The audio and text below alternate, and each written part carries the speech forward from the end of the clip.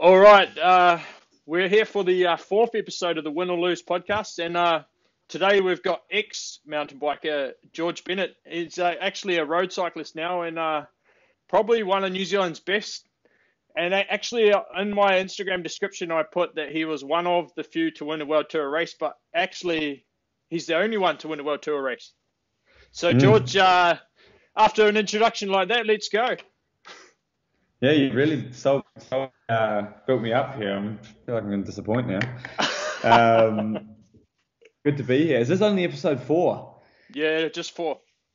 You guys are actually ahead of Was me this with your podcast. Yeah, we've been planning. We've been talking about doing something for like 6 years, me and Bills, and we just never got around to it. And then we eventually just got stuck inside for 8 weeks, and we're like, right, mate, if we can't do it now, if we can't find the time to do it now, we're stuck inside. Like, this is never going to happen. And then we ended up just doing it. So was this a COVID baby? This potty from you? Yeah, pretty much. It's the COVID thing, but I wanted to get it started this year at the races to go alongside the Win TV, but it just happened that the COVID came along, and now we've got to do it virtually. So it's not quite as cool, but it's still good. You're not interviewing with bananas and beer cans. No bananas for this one. But you can have a beer if you want to have a beer. Oh, that's right. Yeah. So I don't imagine if any of the Jumbo business staff are watching this, but I imagine that you never know, eh? You never know. There could be some Jumbo business staff that are into the Win TV, you know. It's worldwide. Yeah. But anyway, George, we'll just kick things off and go back. You grew up in Nelson, New Zealand, and you're actually a mountain biker for quite a while. Yeah, and in some ways I still am. I still got a DH bike, an enduro bike now. Yeah. And but yeah, started on the Mountie. Went away. First race was with you, I reckon. Did you do Oceanias with me, or was it Val de Sol was maybe our first race together? Probably before that. I'm pretty sure because we did some. Yeah, I think we did a team camp. Pretty sure I remember like a maybe Cycling New Zealand team camp somewhere. And, I can't remember. I was pretty late to it in general. Like I was doing other sports, playing other sports in my life, and then like got into mountain biking for fitness, and then just loved the mountain bike, and was racing there, XC racing. Didn't have the balls to do what you boys are doing. I actually always wanted to be a motocross rider, and we could never have motorbikes. Mum and Dad loved it. Myself and my brother are exactly the same, mate. We always wanted a motocross bike, but my mum made us ride horses. My parents had horses too. I wonder if that's like the precursor. Like, if you have a horse, they're not going to let you have motorbikes because I think it puts the shits up the horses. So they're like, you can get a mountain bike. And so I ended up doing like mountain biking, and I loved it, man. It was so good. My best memories of cycling are still back in those days, you know, racing worlds with. I still remember like that. We had a sweet year group, hey? Like who do we have? Bulldog, Ari. Yeah, Ari. Probably Matt Walker. No, Matt. Oh, cousin Kieran. Cousin Kieran Bennett. Yeah, Kieran Bennett. Yeah, he's from Nelson as well. Yep. Not actually my cousin, but yeah. And yeah, awesome group of XC boys, and but eventually I had to turn to the dark side. It was like I just went to Italy. We went to Val de Sol Worlds, and I just had a real shitter. Like I was just crashed straight away. Like flipped in, crashed. What? Straight off the start? You did like one pedal. I don't even think I got off the start. Like we started and then just got.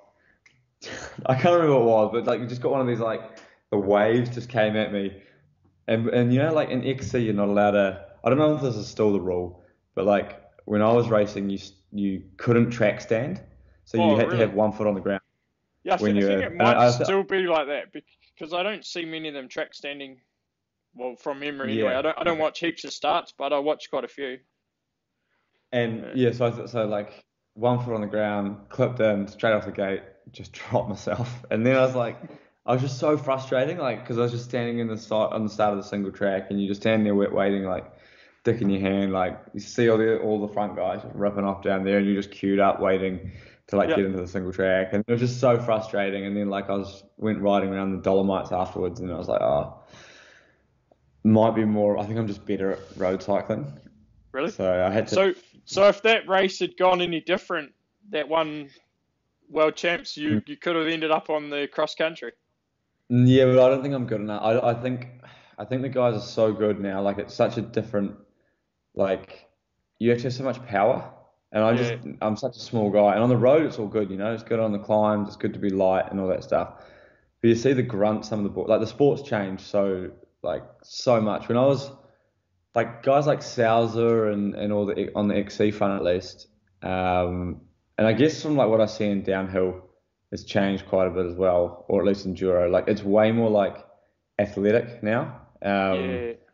Everyone's just a complete athlete, but like it used to just be like if you were real fit and you could Yeah. just launch on a downhill, you could get away with it, and you know long laps and all this stuff. And now it's just like so much power that I reckon I just would have got naturally sort of shunned from the sport. And then what I see with like what you guys are doing, you know, like how fit do you have to be? It's nuts. You're doing Yeah. 200K Because rides. you're right. Well, not yet, but I'm gonna try.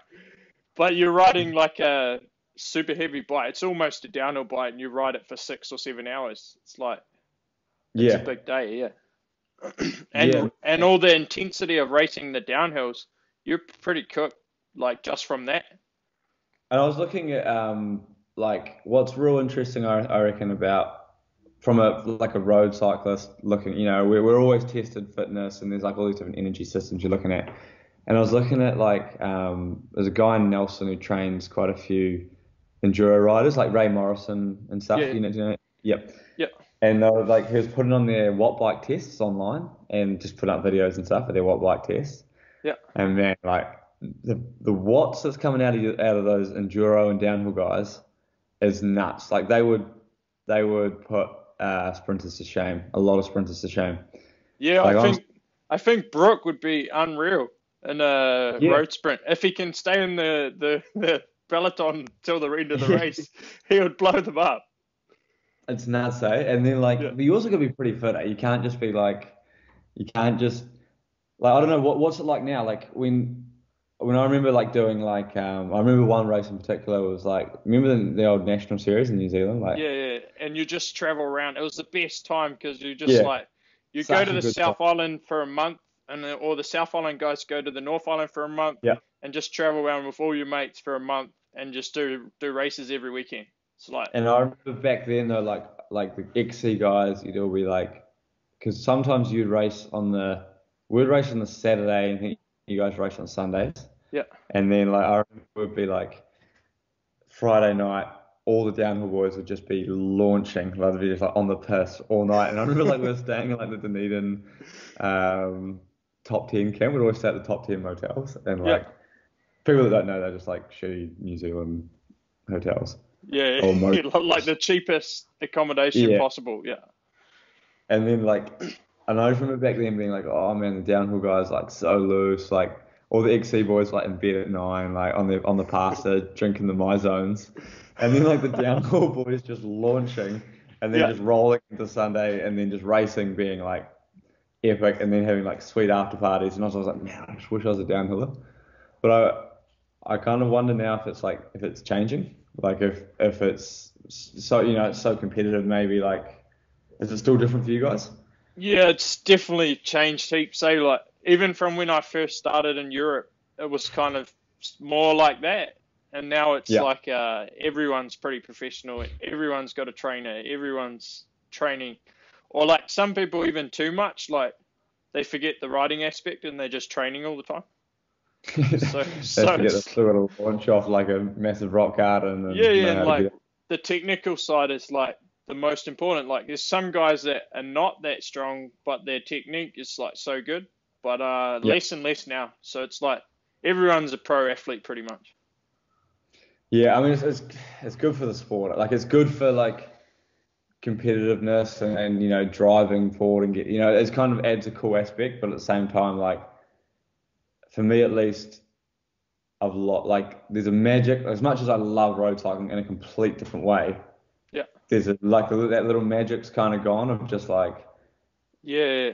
It was like every trip of those years was like I got so many stories, and now I'm in like a big for mountain biking, a pro team, and you yeah, don't have the same stories like anymore. nah, It's all nah. it it's still for us probably a way more of a looser time than for you, but Mm, we're like we still do some crazy stuff because we can get away for a little bit, but it's not like it was when I was just like traveling around with a group of guys doing the nationals or going to Europe and just winging it, you know? yeah, yeah. It's like we've in the road scene at least. It's kind of gone. You kind of have to be like a little bit bipolar. Like you almost have to go like 10 months a year. You live like a month with like maybe a week in the middle where you can layer up, and then you can get to like you finish your last race and you've just got a month to do like whatever you want to do. Like Yeah.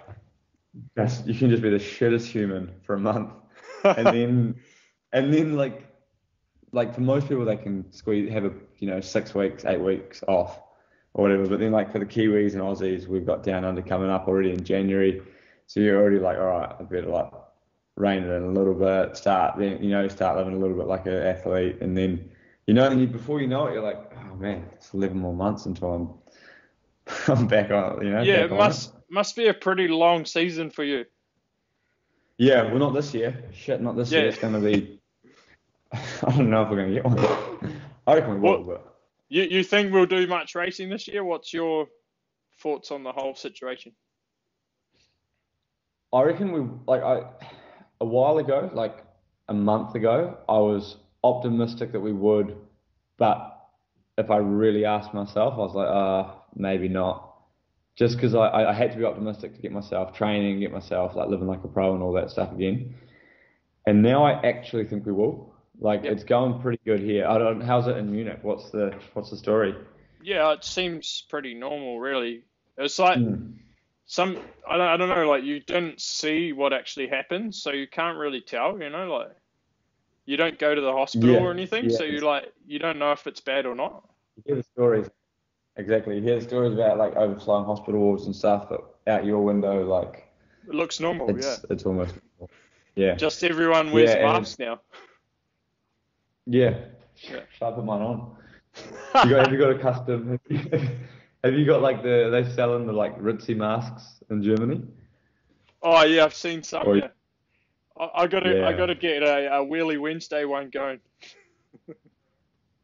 you need to get the big like Dracula teeth. You know the so Yeah. I reckon you could run no, one but of it's those. I On the reckon on the we're start I line reckon we'll of get your first race, you have a Dracula teeth on. But yeah, I reckon we'll get there. I reckon we'll get to the start of the first race. I mean, like, I don't know, like they reckon August. They already got like dates. We've got a calendar. We've got a training camp coming up. Yeah. Like full mobilization. Got a conference call tonight with the team. Like, so it's all go. And even like the mountain bike park up in Andorra is open. Val Nord. Yeah, yeah, yeah. Oh yeah, where we had a beer. Yeah. Yeah. That's opening. That's opening. Sweet. Like I think in like a few days. Yeah, I think all the Austrian and German bike parks are going to open in the next few weeks. So some of them are already open, which is pretty good. And then they're And just then going to put all the World Cups together at the same time. Like they're just going to go like national yeah, series it's style. real hard for me because they've got enduro. I do enduro and downhill normally, so Yeah. I don't know how I'm going to manage what events I do, but it's like I'm not even worried about it right now. I just like see if it even happens at this stage. Like I'm Yeah. not even really training for it. I just riding all the time. I just ridden 11 days straight because I just go like So what are you whatever doing? bike You're on every a day. mountain bike, just riding a like cross country bike or like sort of. No, some In, some days I'm cross country bike. So like because I want to do this ride for I wanted to do it for a while now, but then I got an infection on my knee, so I couldn't really missed a couple of weeks of training. Yeah. But I want to do this 200k ride from Munich to the Alps and back. Bro, you could ride to my house in 200k. Almost, yeah. But one day I will when I've got more time. Yeah, and I they let you wouldn't. through the borders. They won't let you Yeah. in. Well, they're going to open the mid of next month. The Italian one and the Croatian one's open. You can cross Austria if you're going on holiday. Oh So yeah? it's pretty crazy, yeah. So Holy shit. it's nearly open, really. But Yeah, yeah. so I wanted to do this ride, and I done two 100k rides on my cross country bike. That's like the longest I've done.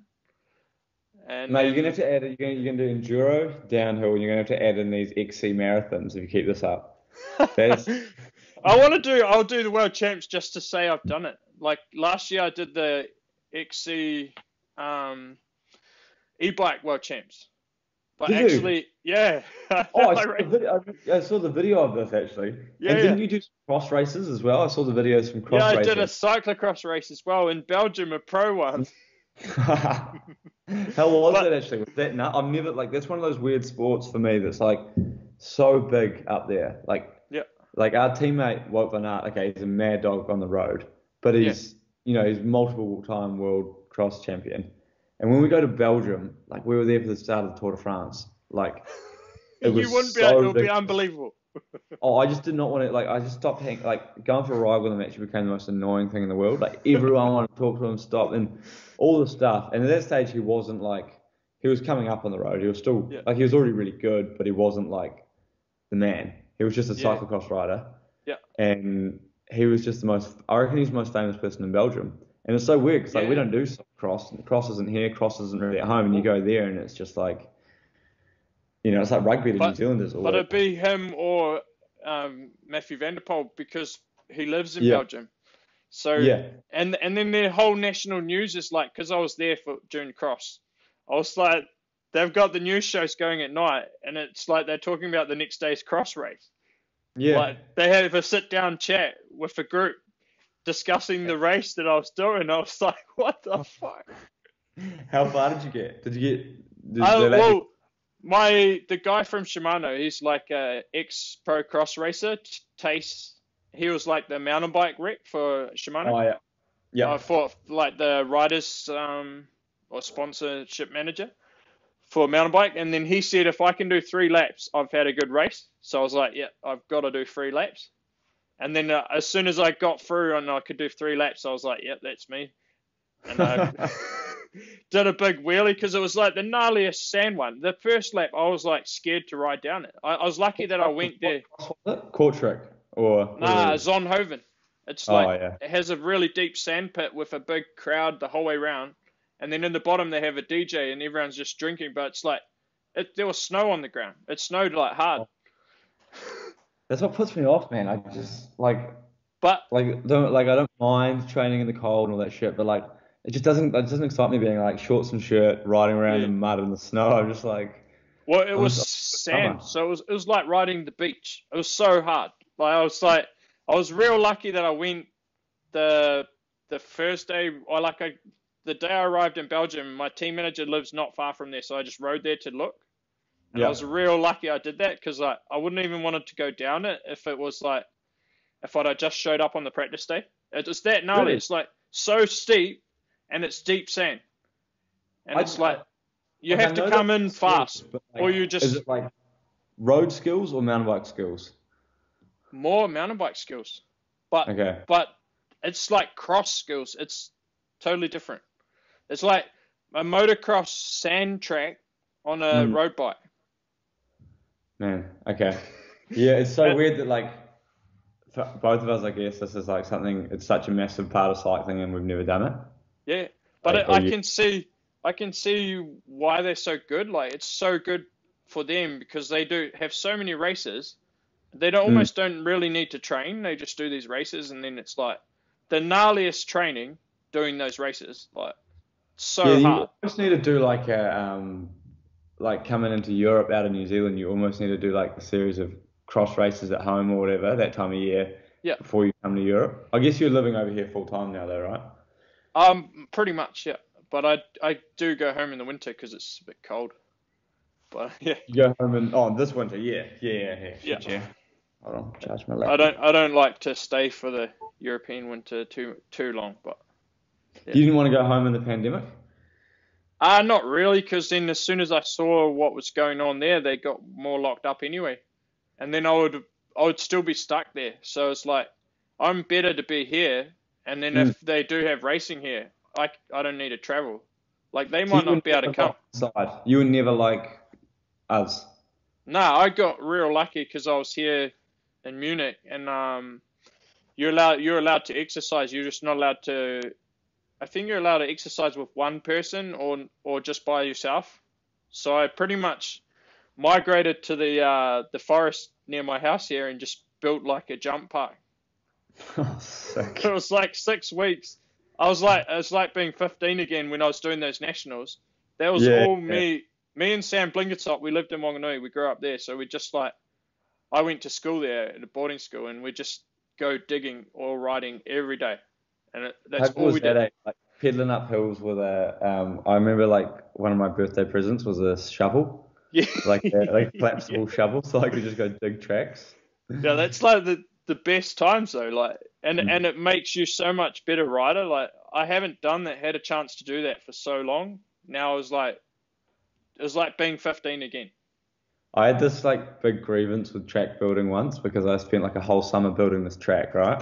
Yeah, Like me and a couple of the boys, but like I was always digging this track, like riding up Richmond Hills. yeah. And then like this guy came for like 3 days, and somehow the track got called Brendan's track. And I was like, Oh, what? That's always the way though. Like if I some wouldn't do guy it. comes and does one day, he wants to claim that he built or he Yeah, helped, you know? that was Brendan's track. And I was like, Not no, George's he track, was eh? the man. He was the brains behind it, but I was doing Yeah, the man hours. yeah, that's what counts. But yeah, you guys were locked up the whole time. Yeah, I was inside, like not allowed to leave for 2 months, like not allowed to go outside essentially for 2 months. And then I was like, because at first I was here and I was walking out the door to the train, like bike pack, like I had to take one of the bikes back and all the stuff. And I was walking out the door to head to Paris-Nice, and they rang me and they're like, "Oh, don't get on the plane." And I was Oh, like, "Oh it's because shit." your team pulled out last minute, eh? Yeah. So we pulled out. We're like, we're not happy going to Paris-Nice. We think it's too risky. And because all these guys have been locked in UAE, and they had to be Yeah, quarantined. And some guys yeah, I got saw that. quarantined for 2 months. Yeah, yeah, like in that one hotel, they couldn't leave. Yeah, one hotel. It's a sweet hotel, but it's Yeah, pretty. but you Alright. want it to be a sweet hotel. Yeah. Have you ever been to Abu Dhabi? Like, you don't look at much. Like, it's just shit house. You look out the window, it's just sand, and you're just like, it's so depressing. And Well, I've, these I've guys, like, only been like to the airport, and then I'm like, I don't even want to get out of the plane. Like, shit. no, it's like, it's the opposite of it's not Wanganui, bro, that's for sure. And so I was lucky, but I was hearing these horror stories about like this guy, like one of the guys, Gaviria, this Colombian guy, he was Yeah, stuck in there. he was there the whole time, eh? I reckon he was there like, shit, it might have been like 10 weeks or something. It was nuts in this Yeah, hotel, or he went to hospital and then had to go to, then he was and quarantined in then the then he hospital. had to go back to Colombia and go into quarantine again. Yeah, then he had to go, yeah. Because I was in Colombia right before the lockdown. Like, I only just got back into Europe. Oh, really? Yeah. Shit. So I went to Colombia. I was like, our first race of the season was going to be in Colombia for the Yeah. EWS, and I was like, yeah, I'll go early because I want to do this road video where I do like this gnarly climb. Oh, like the one Letras. up like 5,000 meters or whatever it is. Yeah, Hey. yeah, it's about 4,000 of climbing, but Yeah. it's it's over 80 k's, I think. And it's got a couple of downhills, so it's a little bit steeper. But I wanted to just do it so I can say I've done it. Like that's why I did the cyclocross Yeah, as that well. actually And looks sick. I kind of It's so like sweet. setting all these random challenges now that Yeah. I'm not just a racer. So that's You enjoying could that do a side of it. you could do an Everesting challenge. You ever heard of that? Yeah, I've heard of it. But the thing is, I'd want to do it on my enduro bike, like because that's the bike I ride, and that's just like a horrible punishment, you know. Well, didn't I just see some Kiwi guy? Yeah, The name was he's from yeah Tom Bradshaw. He used to race Tom cross country. Bradshaw. Yeah, He Yeah, did yeah. But he did it. 9,600 meters on an enduro bike and riding the gnarliest descent, like in he lives in BC, like a super gnarly rocky descent for 24 hours. BC for Whistler is, eh? Yeah. Yeah, so he lives near Vancouver, and then he had like a super gnarly trail, and he just did laps of that for the Oh, whole what a time. mad dog. Why did he go extra? Why did he go to 9,000? I don't know, maybe he wanted to hit 10. That's but kudos but to him. So that's been but done. He's worse, done did you something. see the Bora Hansgrove guy, Yeah, but he got Bookman? He disqualified. did he didn't read the rules. You'd be so gutted, eh? Because I think he did it essentially right, but he just did the backside of the climb or something once. Yeah, So he rode to the and start of it. couple of breaks for food, but Oh, yeah, no, you the can't old do that. auto pause didn't You quite could, work out for him. yeah.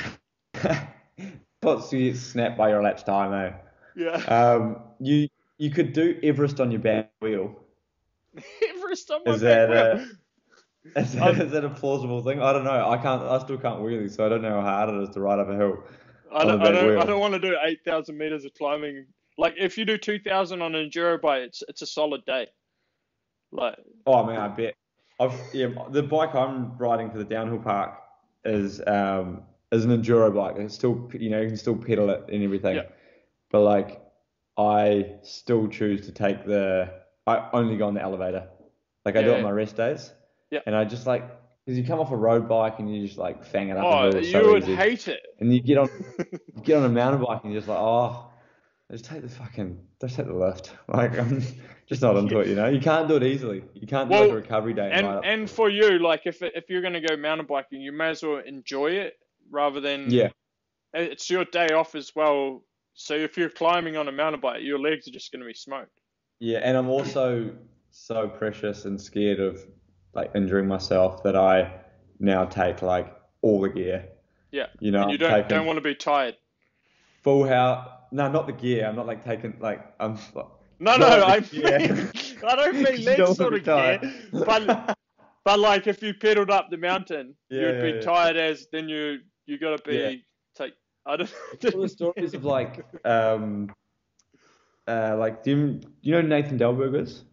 He's uh he's one of New Zealand's one of our first really good cyclists. He rode Tour de France and stuff a couple of times, rode to 7-Eleven, and he was an awesome cyclist, but he basically ruined his pro career in a way.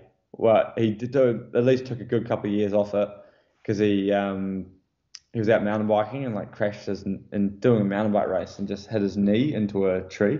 Yep. You know, and it's like Yeah, I could just see me it's that being easy for something to go wrong, but yeah, when I look at you guys, I reckon it's way more dangerous. yeah. For It's me, better. like in my mind, being in a peloton going full speed is sketchy. It's what you're used to, eh? Because I don't even think about it, and then I like when I'm watching like these Vallon videos, it's like videos inside the peloton, and it's like Yep. all the sprinters crashing and stuff. I'm just sitting there like, oh man, and then I like think back to like me in a race, and I'm like the worst. I'm just like getting under people's handlebars, and you're just amongst Yeah, it, and then you think like it's just what you're used to, because then you think of launching off jumps and all that stuff, which used to be, I used to love it, yeah, used to be the best thing in the world for me, and it's just scares the shit out of me now. yeah. It must be quite scary for you when you're mountain biking to try and take it easy and not get Yeah, excited. yeah. I started coming up with a policy because like in 2018 when I first got back on like the enduro bike, Yeah. I started just getting a bit too confident, and then I got in one day from a ride, and I'd like had a bingo on a jump, and I got in, and I was like, okay, I need to create a new policy of like wheels on the ground. Alright, It- so you you know, don't send it. yeah, completely not. You And do then, you like, ride steep trails though? yeah, You you like kind of, that? Because Andora's all steep, so yeah. The problem is I tried to do the World Cup track and down in Andorra, yeah, the it's one a you pretty raced on. steep one, yeah. Oh, bro, I was so scared. But have you actually? Because last time I saw you, you were all kitted out, but you had road shoes on your mountain bike, on your enduro Yeah, bike. Did you get the new those ones you shoes? hooked me up with, they're so much better. So shout out to Shimano for being legends, and shout out to Win. Yeah, yeah, well, I was like, George can't be riding with road shoes. It's so hard to ride. It was I like, find I've got some XC shoes too, but I still use the downhill ones so much better, eh? oh, it's With those just so pedals. easy to hit your pedal, and it's just way more safer. And I don't know why. I reckon I'd race XC with those pedals, eh? Like they just seem. I just felt like I got a bit more of a platform on them. I can get more power down. Really? Yeah, I just like them more, eh? Like I don't know, On on maybe the on the as I've standard seen pedal, I before. just crank up the I tighten them nearly fully tight, and then they're sweet with the SPD. And you never Like, blow them. only if you're like fully like hitting a corner real hard or something like that. You don't do the old when you come out the gates, like the track starters, they have to put Oh they have the yeah, Shimano things they and then they put have to put a wrap the around the pedal and they're tied on. yeah. You'd be a But ballsy man to do that. yeah, I never done that. But I've tied my I taped my hand onto the handlebar when it was broken. But that was when I was full privateer then. So I was like, I have to race. I can't That it's is like that's like pin it or bin it. That is the absolute definition, eh? yeah, like you can't not race if you've travelled from New Zealand and you're like, I just gotta race like so I had Do you reckon like that was the strapping invention tape around of, my handlebar. do you reckon that was the invention of like New Zealanders traveling from like over here, not being able to afford it, knowing that they'd just like given up so much to be here? Do you reckon that was like the start of people being prepared to wear skin suits in downhill racing? Like, Maybe. 'cause, What do you like I think? just looked at that and went, you've got to be willing to lose a lot. Like, you can't afford to lose if Yeah, you're willing to wear a skinny down the hill. but then they banned it, Mm. which is probably good for the sport because it gives it a cooler image. Yeah, it was heading the way of like cool runnings for a while there. Yeah, yeah.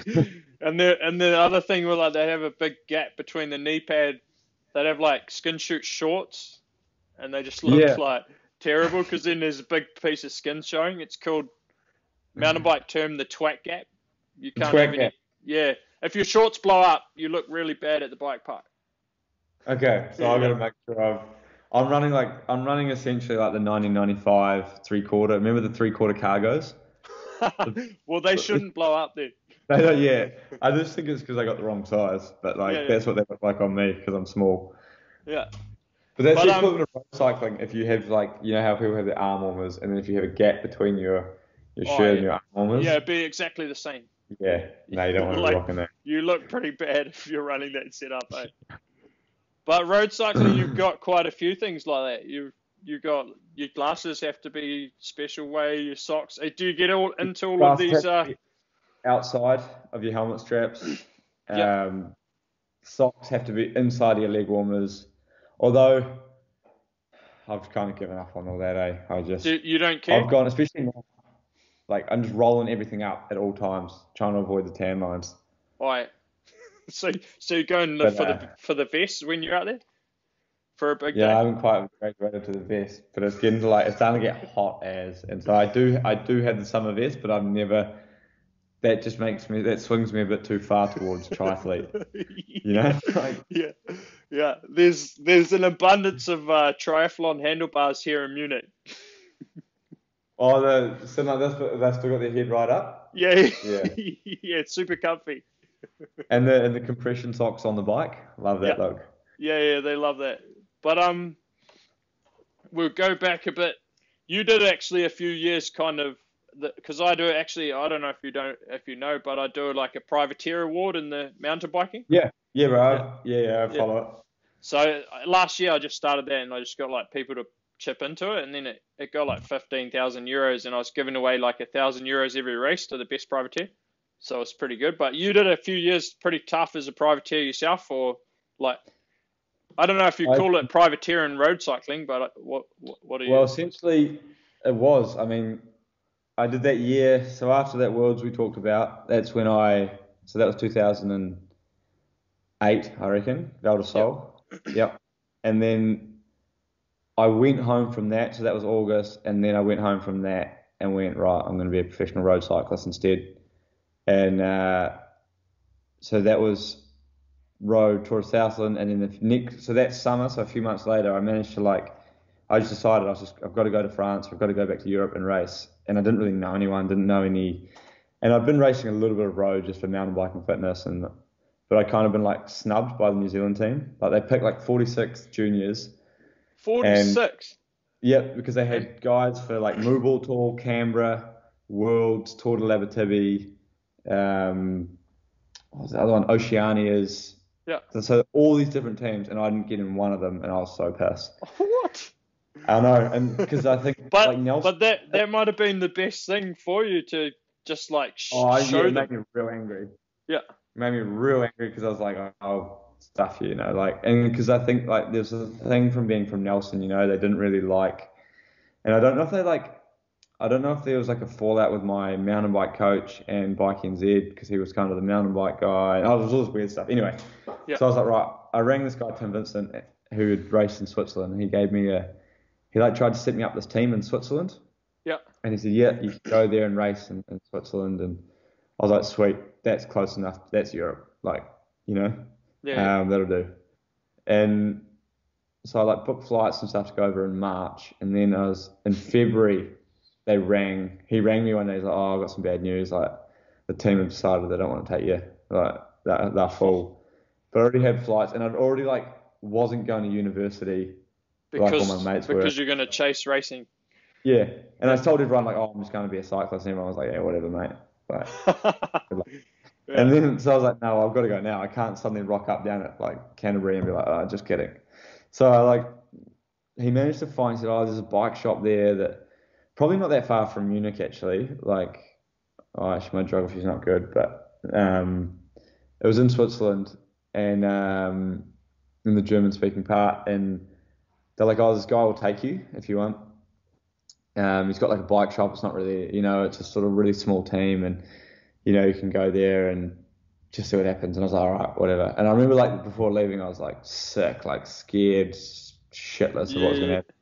So I rock up to the airport over in Zurich, land in Zurich, and it's get off, it's snowing full gas, and this guy picked me up who had a connection with Tim Vincent somehow through Tonelli. He worked on this Cure clothing, and he's picked me up and he's like, oh, taking me to this guy's house. He's like, oh, I've got to tell you a few things about this guy, about the whole setup. And I was like, oh yeah, right.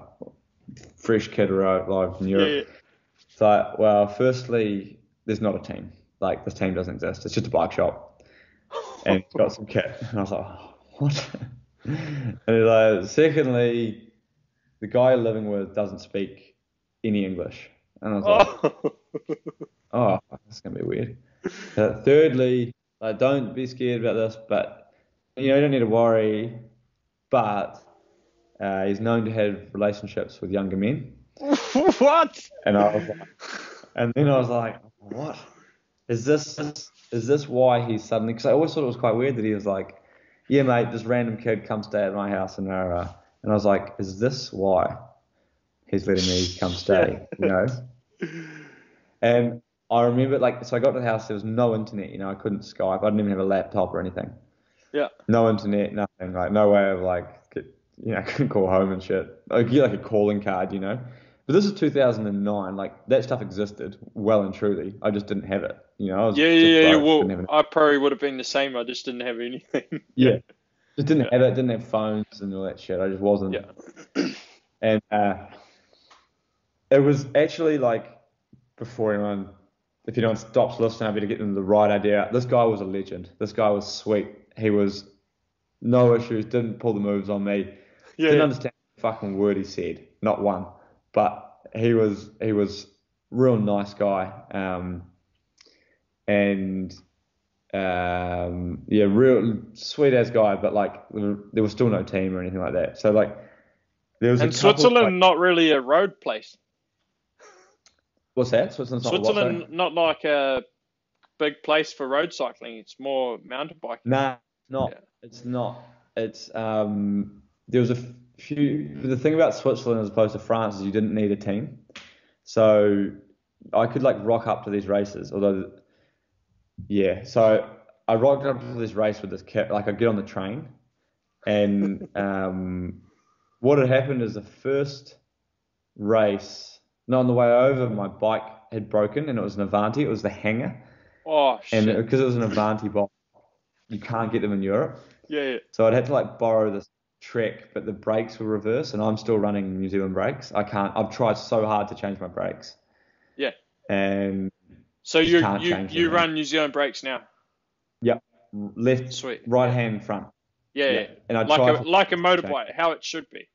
Yeah, exactly. Yeah. Yeah. And maybe because I ended up riding a bit of motorbike eventually, I just can't change. Yeah. And so I was going this race, and it was like snowing, first race, and I just grabbed a handful of the wrong brakes and just crashed like the whole pello, like crashed Oh, everybody. what? I stayed up. I Shit. stayed up and it was actually all right. And then like so the next weekend I did another race, and I think I had managed to get a bit sent over and got back on my bike, and then I won by ages, just won by like it was a road race, but I won by like 3 or 4 minutes.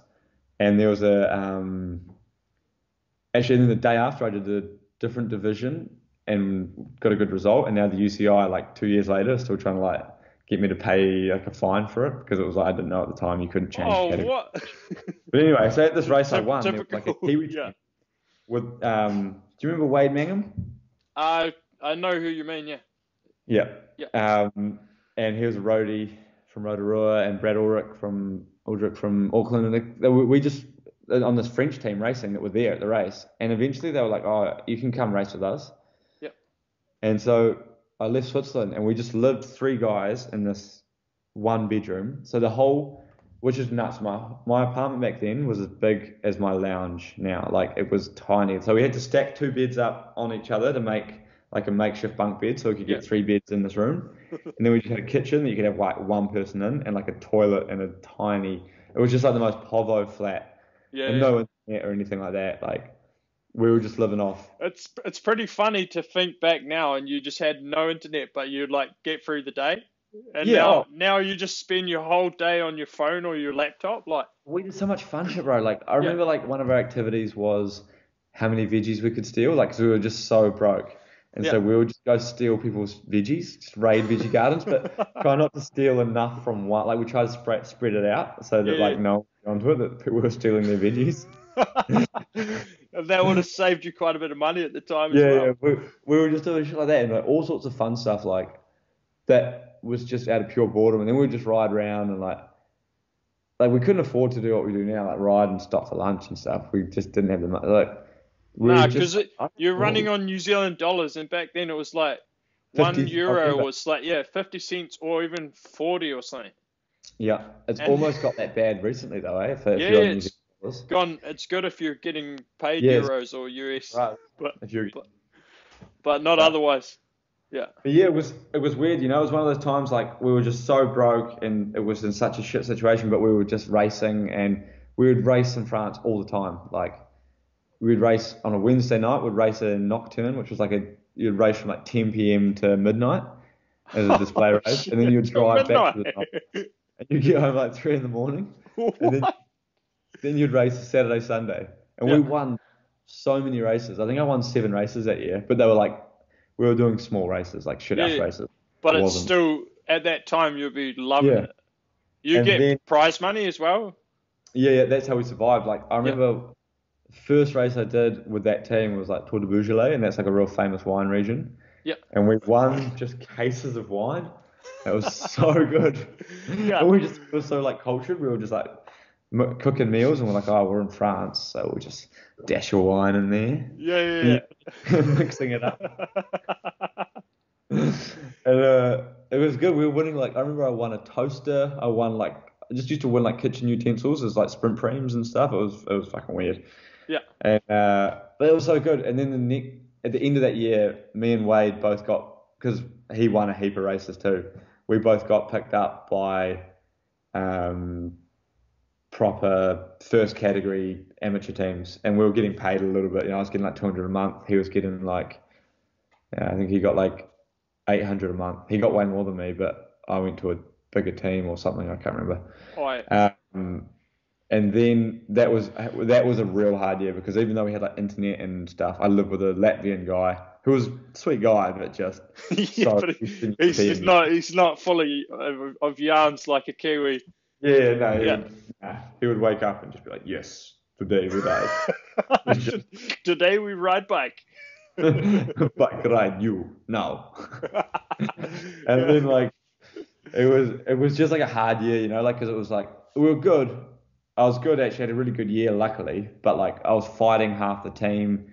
The young guys wanted to work for me. The old guys wanted to work for this old guy, and there was heaps of competition in the team, and it was just like just a real unenjoyable year, but like so good for you.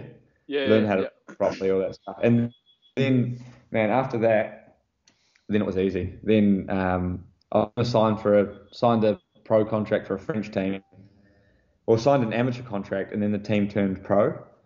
And then, so they took me to Taiwan. They're like, "Oh, we want you to sign this pro contract." And it was good money, It was like 35,000 euro, which was like the minimum French. And I've been earning nothing, I was still so broke. Yeah. And I was like, "Oh, shit. I don't really want to go," because they were going to go continental. And that's like the death zone for young guys. If you don't go amateur to pro, you can get stuck in continental. Yeah. And then so I rang Axel Perks and I was like, "Oh, mate," because I didn't want to go to America because I had this chip on my shoulder, like, the tough guys have got to do it in America's not Europe. It's quite all about. good enough. Yeah. Yeah, Yeah. yeah. And I was thinking it was like the soft Well, option, and then I was like, heaps of Kiwis have done America and not quite made it. Like, yeah, they go and they do crits, and then no yeah, one really looks, and you don't really make it pro. yeah, But then I like saw how many guys going pro out of Livestrong and all this stuff, and I rang Axel and I was like, "Mate, is there still a spot on the?" Because I'd done really good in all the. So as far as the climbers go, I'd like been doing one of the best in the climbing races, yeah. and he's like, "Oh, sorry, like we've got no money left, so you can come ride for free if you want." And then I Oh, was like, thought about it for a night, and I was like, "Fuck it, I can't do another year in France." So I went to America, yeah, went and raced for free, and just had the most and like the coolest year I've ever had. Lived in Boulder yeah. with like a couple of Kiwis, a couple of Aussies in a house, and then we'd like come to Europe and race still, and it was just so sweet. And What? after like a few months, we That was had pro contracts. on the team Radio Shack Yeah, on or Lance. Yeah, so which? it was on Lance's development team. So Yeah, like it was an under 23 team of Radio Shack. yeah. And then like after two races, Radio Shack had already given me a pro contract, and then Really? you know, 2 races yeah, in. so it was sweet. So you signed up as Yeah, a not even paid, and then you're 2 races in, you're pro. yeah. After our first, yeah, did Redlands, Torrehila, came and did Rondelez in Europe, and like after stage one, had a contract because I went really Sick. well, and then they were like, Worked out pretty good then. and then I was like, sweet, and then it was easy. But those first few, and then like, but I reckon it's good though, eh? Like, doing what every Kiwi has to do, like probably more so in the downhill scene because there's not many, or enduro because there's not many set up organizations for guys to come into, like at least in amateur road racing, like nowadays you look at the young kids, like I got a young teammate from Nelson, Finn, Yep.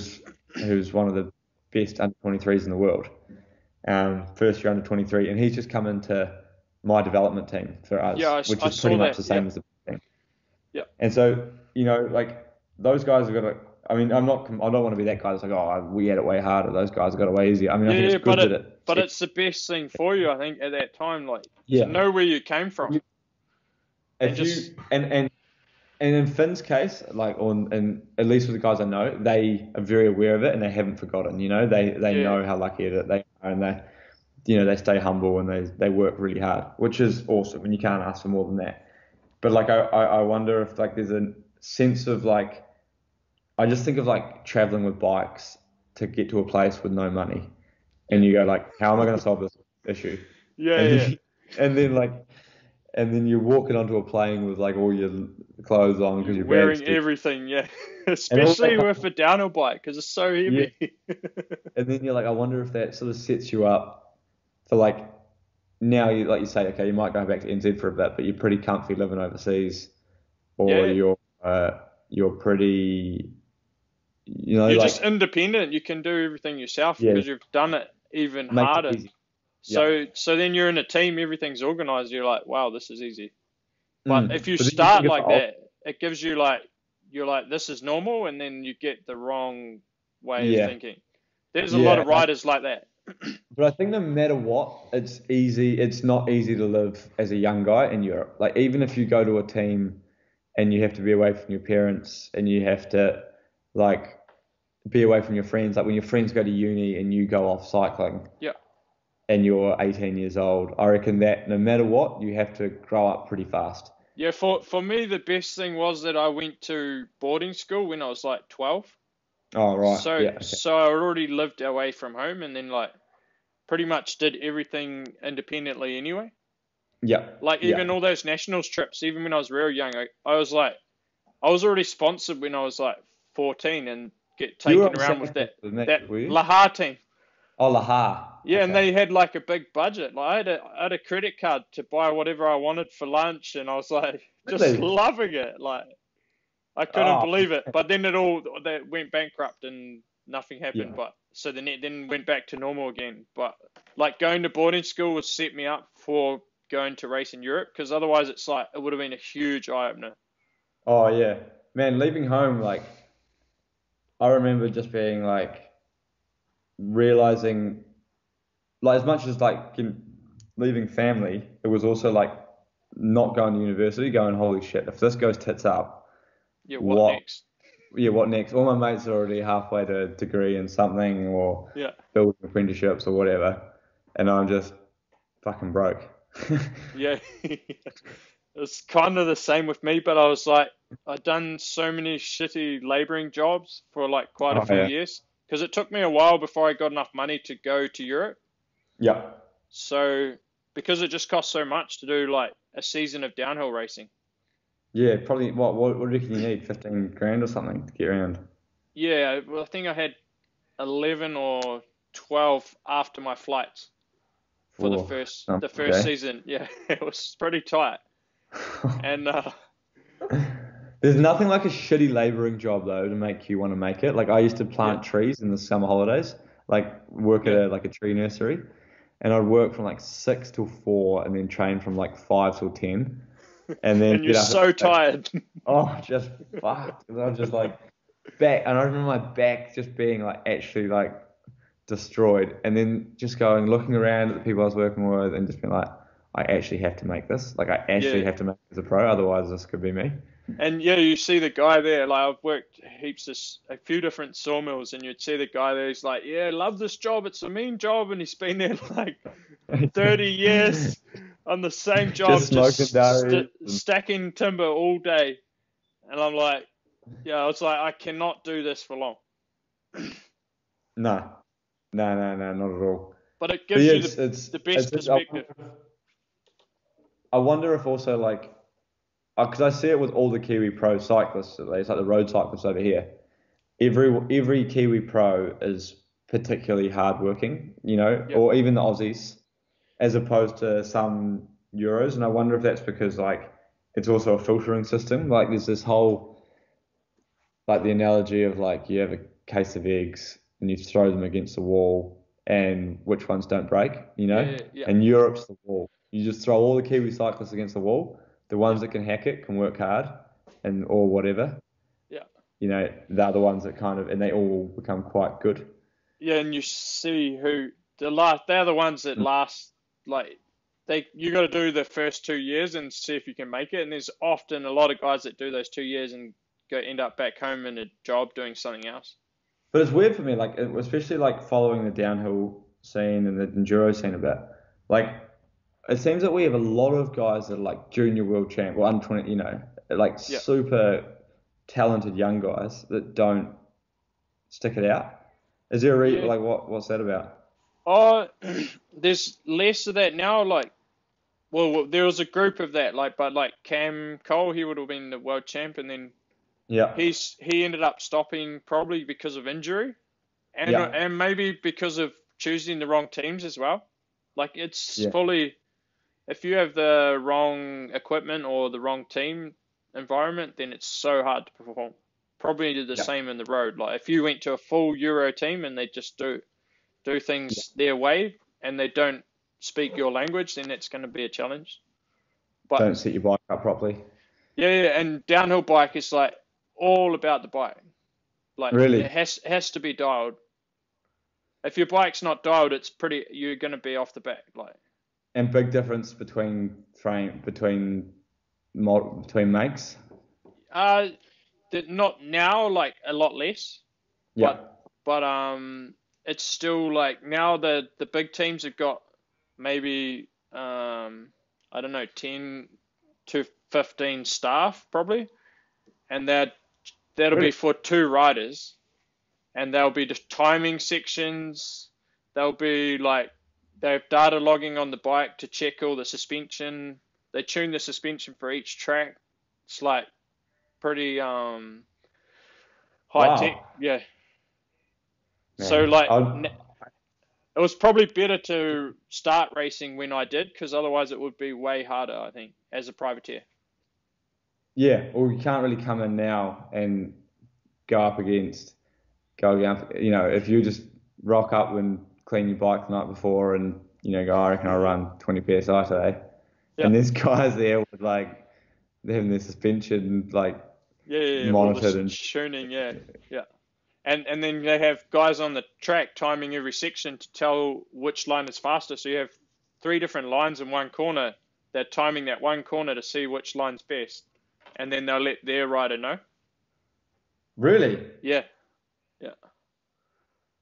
man, that's I wonder if I go back to the XC scene now because I've kind of got this dream. I'm trying to get my hands on a XC bike again. Oh yeah, And maybe this year's not going to be the year just because of the calendar, but I'm trying to get one through Bianchi or whatever, whatever I can get in the end and do like just out of curiosity, like maybe I'll probably start with a marathon yeah. because Well, it'd suit you more, wouldn't it? it to me Yeah. more. But like I wonder if even that's gone so advanced that it would be like a privateer coming in. I think XC less because Yeah, the bikes have less technology, less suspension. So like yeah, there's less variables that you can tune. yeah. I'm a big fan of the e-bikes at the moment. I've got an e-bike back in New Zealand, or I just take the Village Cycles e-bike, and I've Yeah. just got one over here. Oh yeah, So good, sweet. Yeah, so good. it's like having a shuttle, but it's a easy spin to top. It's Oh, that's my recovery way days now. better than waiting for a gondola even. Yeah. Yeah. Oh man. But I get an e-bike this year, so I have my own one this year, which will be good. Because the world champs last year, we only built it up on the morning of the race. Pretty much, we got it going, and then I did one lap of the track, and then we had to go for the race, and it was just a cross country race. It was so hard. How do they do it though? How do they regulate it? Like you could just you can show up with a e-bike or essentially a motorbike, or is there No, like a they tested them on like they had like a wind trainer kind of set up, and that was checking the power. so there's a limit? Yeah, but it was still kind of like I think some of the bikes definitely running a lot more torque than some others. Yeah, Yeah, because like you can just have power and are they chipped to like a max speed? yeah, 25. So actually, 25 is not that fast. You go over 25 pretty quick, and then you're just pushing a real heavy bike. Oh man, because that's what when they cut out, so like basically everyone's going 25.5 km an Yeah, hour at the the sprint, whole at way. the start, everyone goes hard, and it's like you're 30 over 30, and just holding this heavy bike. Oh, that sounds grim actually. Yeah, it was real painful. I was suffering. I always thought it would be like quite an easy race, but now you say that, I'm like, oh, maybe it's not Well, that, the not that under easy. 23 world champ, he won it from the year before from cross country, and his Oh, heart rate really? was average 184 for the over an hour. Mate, I can't even hit 184. I'm maxing out about 175 these days. I've got like Yeah, I've got like an old man slow, like brink of a heart attack kind of thing. yeah. Maybe we could do it as How low the does New it Zealand go in the morning? Your heart rate? What's your resting? sometimes in the 20s, In the 20s. sometimes sometimes at the moment it's about you said around low 30s. Yeah. Depends. The biggest thing it depends on is if you've had anything to drink, Or like like alcohol. alcohol. Oh yeah. It's Yeah. like It destroys it's you. it's nuts, eh? And I'm not Yeah. even talking like heaps. I'm talking like you have 2 glasses of wine, and even though like 2 glasses of wine, like I'd have that all the time with dinner. But Really? like You you, drink way more than me. well, I actually I did 6 hours the other day. I had Saturday night we had like the first sort of reopening of one of the breweries here, and we went out and had a few beers, and Yep. like more than I planned on because it's still not super serious. Like time, it's still quite a while of racing, and it was just a Yeah, few yeah, more than I planned on having before I had to do 6 hours with efforts. yeah. And like I woke up and I was just a bit dusty. I was like, shit, this is not awesome, but whatever, just do it, Yeah. And I didn't like launch or anything, but I just had a few beers. And then the efforts I felt a bit shit ass, but I got them done to the powers. And then like for the 6 hours, I was actually like an hour 4 and 5 and 6, I was flying, like really flying. And I Yeah. was wondering, like, because like beers But are I, pretty. I think, yeah, it's carbs, like, just Yeah, fills you up with exactly. that. Yeah. And then you I probably can't imagine recover for you from boys. feeling shit and you actually feel even better. Yeah, so I don't know. I don't know if I'd make it a habit, but it's all right for you. But it definitely like as terms of heart rate and all that stuff, you feel it. If you ever look at your heart rate after like a couple of beers, it's makes me realize like it's not good for you, eh? It's Yeah, definitely it's not a. so bad for your injury recovery. Like, that's where I Oh, see really? it. Yeah, because like, if you have an injury and then you go have a few beers, that even one night, not many, the next day it hurts Mm. again. It's like it's got better and then it gets worse. And your body just aches. Yeah. Oh, there you go. So Yeah. when I next time I crash out of a bike race, don't go drown my sorrows. Well, it's hard not to sometimes. Yeah, Normally, that's all with right. me, I don't really drink much, but like the best thing I have is I have a few beers after the race. That's like when I do the Win TV or Yeah, stuff like that. It's like the race has just finished. That's like the best atmosphere. Everyone's in the pits, and you have a few beers, and it's yeah. like storytelling time and just having a good time. Like how your day went and what happened. That was the best thing about mountain biking, like the yarns afterwards. You'd be like, oh, I was doing this, I took this line, all this stuff, like, and it's just Yeah, like the stories about like just story time. yeah, yeah. And It's I so kind of, good. we don't really have that anymore. We kind of just sit around and talk about which guys we had fights with in the race and which guy was being a dick and which guy we argued with. Yeah, it actually must be pretty intense in the peloton quite often. Like everyone's on edge.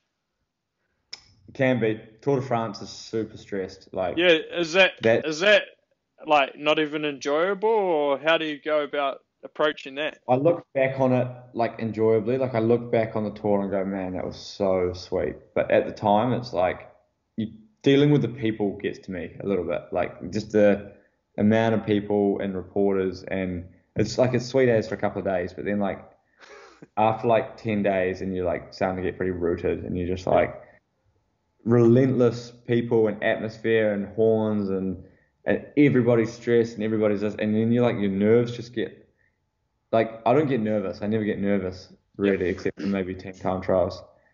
But like you just,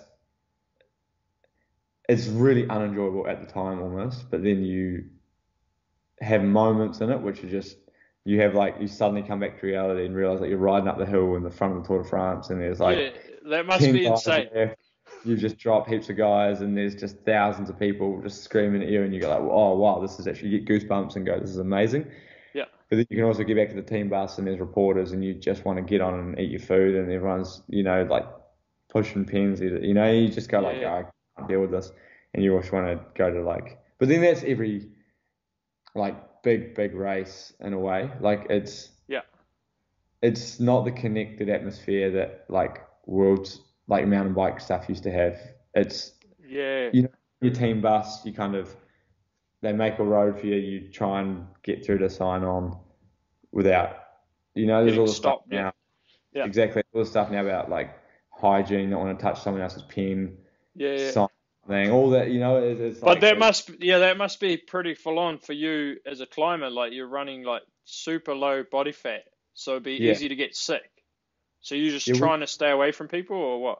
we had a policy come out in 2017 tour. I was going really well. I think I was sitting like seventh, Yep. and I ended up getting super sick, like really badly sick. It killed me for the rest of the year. Um, and just from because I was like on the limit, super lean, all the stuff, Yep. and then I was like, Yeah. and What would your body fat be if you're ready to go for the tour? we don't really operate in percentages, but we operate in like skin folds. Like I Yep. reckon you wouldn't be much over 5 at a guess. Yeah. Yeah. If you're in 30 skin folds, which is, I think the average person sort of 60 to 80 or whatever. Yeah. Um, Yeah. so you're running it low, and then after that they said, right, we're putting a ban on shaking hands, and so if you go to a bike race now, like no pros will, well, very few will shake your hand. They always give you like it's always fist bumps or like ever Elbow. since COVID, it's the The old elbow. elbow. Yeah. Yeah. It's actually real weird though. Like it's away from your racing. It's real weird when you meet someone and you go, "Oh, Mm. how you going?" Yeah, because like I don't how do Germans do it? I think they go in with 3 kisses, right? Because here we Yeah, do the double kiss. or two. Yeah, I think. Yeah, also it's Dutch that go in with 3. But here, this is my girlfriend. You normally go in a couple of kisses, try, Yeah. and then now I'm just like this awkward New Zealander. Whoa. Yeah. Yeah. Yeah. Hey. Yeah. Yeah. It's real weird meeting someone. But and the other thing is a Kiwi going to Europe to this kiss thing. You're like, when you've never done that before, you're like, whoa. I didn't even It know took how it worked. it took me a long time to get into it, but now it's I'm still like I've lived here for 10 years, and I'm still like almost hesitant. Yeah, Like I cause sort you of, have that bit of Kiwi that you're like, yeah. you don't, you'd never kiss someone at home. But now when I go home, I find it even weirder going home, shaking hands with a girl. I Yeah, find that really weird. yeah, Like, yeah. It's like, hey, mate. but New Zealand girls in general, the rule of thumb are quite like Kiwi farmer, like handshaky. Yeah, But like it is a little bit weird. Like, I don't know if I should shake your hand or I'll just, and then you just do the awkward wave. Hey, how are you? yeah. Like if you don't really know them, you don't know what to do. Or you got to signal from a long way out. Like if you're gonna go, you know how like sometimes there's confusion, like, oh, we kiss, hug, or and Yeah, there's the yeah, yeah. hesitation. In Europe, Or sometimes the so because you there's got to so many signal. different what like culture, and everyone Yeah. has a different rule, so you don't know So what to you just got do. to be confident. Signal a long way out, put your hand out about 5 meters away, and then just start walking towards them. Like this is what we're doing. We're handshaking. Yeah. Yeah, sometimes that gets me real bad. Like you have a real awkward one where you're going for the kiss, but they go for the handshake. Yeah, no, just like smack you in the balls or something, and you've headbutted Yeah, yeah, yeah. I love the actually the awkward handshakes compilation on YouTube is pretty good. Oh, John Key's There's done a few rippers, eh? yeah, some real good ones, eh? Anyway. But so we'll go back to the Tour de France. That's Oh, okay. probably been like a pretty, I don't know, pivotal race in your career so far, or Yeah, it's been big. I mean, the thing is, like with it's road, been pretty gnarly for you, the Tour de France. yeah, it's been. I've had some of the best days of my life on a bike in the Tour de France. Like last year, I had some of the best form I ever had. I had some dramatic days, like, you know, um, and then it's something that we're kind of facing at the moment in a way, like, looking at the programs for what's coming up, and it's like the Tour de France is massive because everyone knows it. Like people say in New Zealand, when you say, "What do you do?" You say, "I'm a cyclist," and then they go, "No, but what do you do for work?" You go, "No, I'm a cyclist." And then they're like, the first thing is they look at you a bit weird and they go, "Oh, like have you done the Tour de France?" And so it's like Yeah. it's the only race that like At cyclists. least they know what you do. They Yeah, don't- yeah. yeah. But it's the only race that um that non-cyclists know. Yeah. They don't know the Giro. Whereas in the cycling world, like if you win the Giro or you win the Tour, You're the man. like yeah, either Either way, way. Yeah. like and the Giro is just as big in Italy as the Tour is in France, and but the thing is, like the publicity, a lot of it comes from the tour, so there's a lot of pressure on the tour, and you need to like for a guy like me, whereas in a team like me, if I go to the Tour de France, I'm not going to be the leader, Yep. which is sweet as because I reckon we've got a guy that can win with Primoz, Yep. whereas maybe I'm racing for fifth Yep. or 10th, whatever, like fifth would be unbelievable dream, like that would be 10th is probably more my target, my goal. So, it's like, do I go there to be part of that to help him, or do Oh, you go and take your chances at the Giro? And so it's like pretty complicated to figure out. But at the end of the day, like the Tour de France, at some stage in your life, I'd love to have a shot at riding overall and seeing what that's like the measure, I guess. yeah. Well, it's the biggest race by far. Yeah, yeah. And if you could, Isn't it? I think I read a stat. They said 90% of cycling media comes from the Tour de France week. yeah, Well, I think if a friend of mine works for Bora, and he told me. yeah, Yeah. it's pretty big. Like I also read that if you win a stage at the Tour de France or get on the podium, the advertising generated from your brand name on your jersey will will get you'll get a triple return on your investment if you have like 10 million, which is the average sponsor size. 10. So you'll get Yeah. like 30 mil euro of advertising worth just of all the places that your jersey will be, your brand name will be Yeah. displayed around the world from that. Yeah. Yeah. It's crazy. But there was last year. You had one day you ate shit twice. It looked pretty Oh yeah. gnarly, no? Yeah, that was a shocking day for me. We had Col de Galibier stage and then like Oh yeah. Actually, I did what a I else? did a wheelie on the Galibier. Uh, Did you? cause we had a race. We had a race nearby, in Oh, was that the EWS. yeah, but up on Col de Salau or something. Yeah, it's a little bit further up the valley, like an Or hour or drive or over so. on the Telegraph. Yeah, Like the I don't. Telegraph? No, I'm not sure what the place is. I've Somewhere. forgotten. Okay. Yeah. Um, somewhere in France or Italy. Yeah, in France, Um, and on the French okay. side. So up the valley, you drive it all the way down the valley to get to the Galibier. Oh yeah, that's Yeah, back of the Calder Telegraph. That's all around yeah. there. Yeah. So yeah, just had a shitter that day. Man, first one wasn't my fault. The first one I was like, just they all crashed in front of me, and I landed on my hip so bad. Like, just gave myself like a Charlie horse. When I say Oh, so, it didn't break. It was just yeah, like, but when it just goes like completely dead, and I was like trying to get on my bike, and it's just like just couldn't move my leg, and then I like got on, and then it like came all good. yeah. It warms up after a while, Yeah, it but warmed up. still And then we were shit. going up the Galibier, but I was just like a bit pinned. Like you're never Yeah, quite the same after a crash. no, And I got down to a pretty small group, and I was trying to come back because like Bernal had attacked. And I yeah, think we were like, then there was like Bernal, and then there was like a group of like 7 or 8 guys, and then there was me who just got dropped over the top. yeah. And I was like coming back with Alaphilippe, and I was like, right, I'm just gonna risk it, full gas. He's. Did you go in front of Alaphilippe? No, I was like 20 meters behind him at the Because top. he's gnarly descender. Yeah, Yeah. he's nuts. So And I was you're like, right. just following. I you was trying to get back to him. I was trying to catch him, Yeah. and he was just hooking, and I was hooking like, but his hooking's way faster than my hooking. Like Yeah. I just didn't have the skills for what I was trying to do, and Oh, I fuck. I was like holding it, we were coming back, like we were coming Yeah. fast, and then I just came on one right-hander, and it just started raining, and it was just a new Oh, bit of asphalt started raining, and I just completely ate shit, like in a yeah. big way. Full speed. Full speed, yeah, full. Normally you wouldn't get up from those ones. I was lucky. It was only like 5K down. I was super lucky that nothing broke.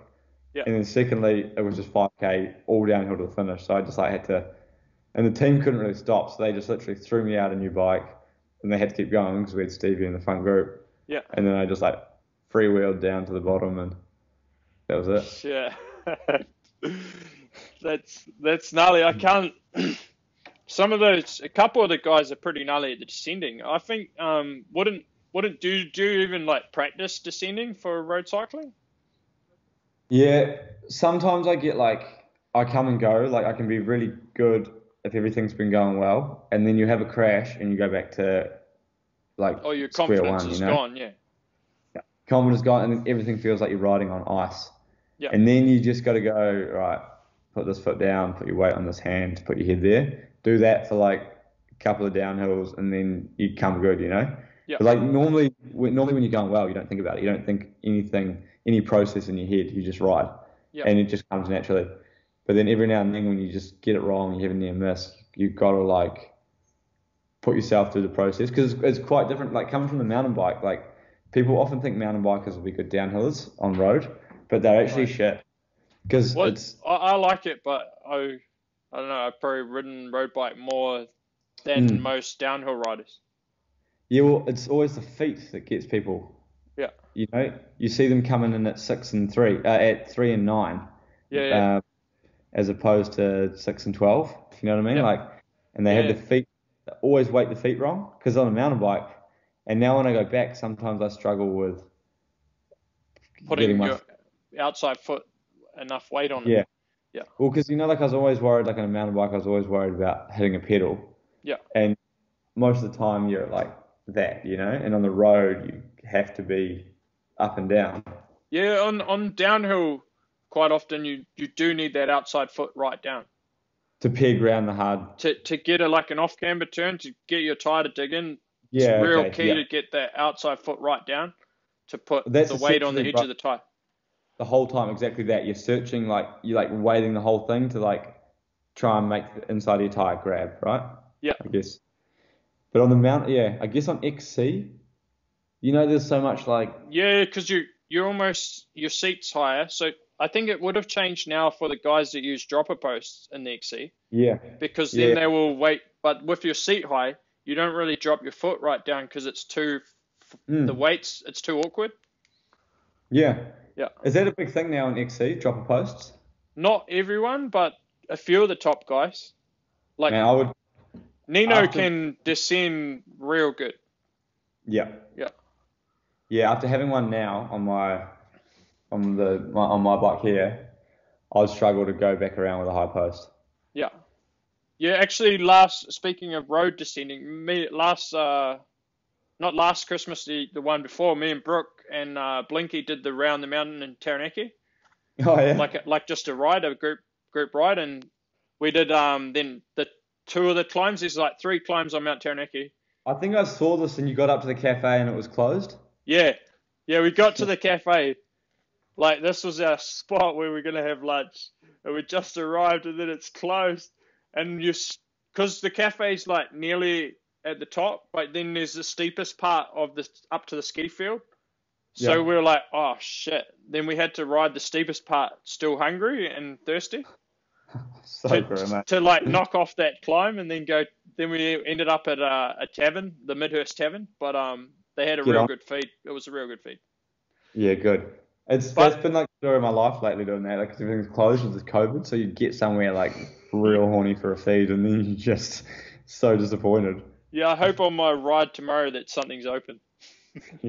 But we were actually doing the descending. I think Brooke took the record on the first descent, and then I took the one on the second one, or the ski field Really? road. Yeah, because we were going. It was like three of us, me, Blinky, Brooke, pretty much just racing on the Yeah, road I bikes. imagine between you boys you would get like you would, and also big guys, a lot of power, but Yeah, still yeah, carrying because we on it. can come out of the corner like I don't know, 50k an hour, and you can put some power down, and it keeps Yeah, your speed. and Probably that's what I'm helps. shit at. I got Like, no grunt, like yeah, just yeah, no yeah. seated grunt. What's your max power? I'm on a good day, I only just break 1,000. Really? Yeah, But yeah. what can you sit on for like a client? What I don't know what the cycling term is, but yeah, Okay, so if it was like it'd be like say you did 20 minutes all out. How heavy the thing is with that is you gotta put it yeah. all in With your context weight, what can you ride like watts per kilo? for 20. Yeah, Yeah, I'll be looking at so that's 6.8. 6.7, 6.0. 6.0. Shit. So I'd have to put out huge watts to be What do you able to weigh? do. What are you weighing in it? I got in lighter in the lockdown, but no, my normal weight's about 87. All right, so you'd have to be chucking out about. That can't be right. 590 watts. No, that can't. 500. Wait a minute, I've done it wrong, surely. 10 times 6.8. No, that's right, bro. 590. Shit, 591. Oh. I don't know if I can do that for 20 minutes. No, I've only ever done it once though. That was on a real good day. Right. So, and how much does that vary? Like for you, how much would Oh, your heaps. Like do you a even moment. do you even look too much into your numbers or? Yeah, my coach, I've got a real good trainer. Eh? He's real onto it, and Hmm.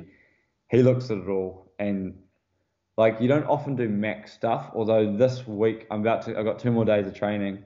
Yeah. Then I'm gonna take like 3 or 4 days off, and then just do a simulation week, which is actually going to be my first maximal stuff. So just do like 1 week of race simulation, Yep. and then have like a little mid-season break.